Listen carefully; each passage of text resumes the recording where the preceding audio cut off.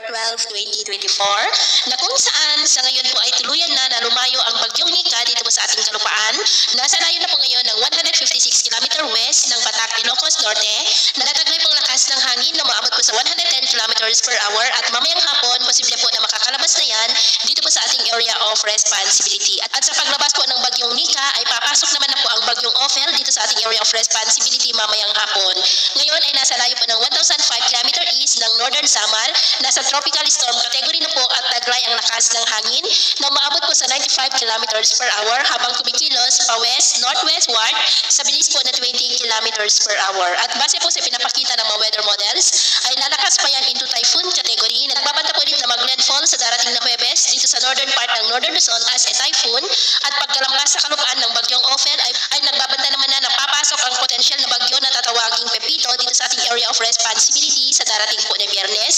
Nabanta pa rin dito sa Northern Luzon pero paalala lamang po na posible pa na magbago ang forecast nito. Kaya patuloy po tayong mag-antabay sa mga susunod po na updates lalo na at nasa malayo pa ang mga bagyo na kasunod ng bagyong Sinika.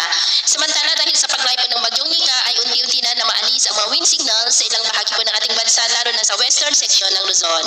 At sa lagay ng ating panahon ngayong madaling araw dahil sa bagyo ay may mga pag-uulan pa rin sa ilang bahagi ng Ilocos Region, ilang bahagi ng Cordillera, Batanes, Cagayan, kasama na po ang Babuyan Islands at may mga isolated rains rin sa ilang bahagi ng Aurora, Pangasinan, Zambales, Bataan, Polillo Island, Iloilo, Negros, Cebu at ilang bahagi po ng Leyte. At mamaya ay sisikat po ang araw sa malaking bahagi ng ating bansa pero may chance pa rin ng cloudy skies with isolated rains sa ilang bahagi ng Batanes, Babuyan Islands, Ilocos Norte, ilang bahagi ng Cagayan, Pangasinan, Zambales, Bataan at ilang bahagi po ng Sarangani. At mamayang hapon, mas maraming lugar na ulit ang makakaranas ng cloudy skies with isolated rains. Kaya kung lalabas tayo sa ating mga tahanan, ay ugaliin naman po natin lagi ang magdala ng kahit na ng panangga natin sa init ng araw at proteksyon na rin po sa mga biglaang buhos ng ulan. At sa atin naman po mga baybayin, iwasan na muna natin ang papalaot sa kanlurang baybayin po ng Ilocos Region at Babuyan Islands maging sa Batanes Seaboard, lalo na po sa ating mga kababayan na mangingisda na gumagamit ng maliliit na bangka dahil ang mga alon po dyan ay posible pa rin na aabot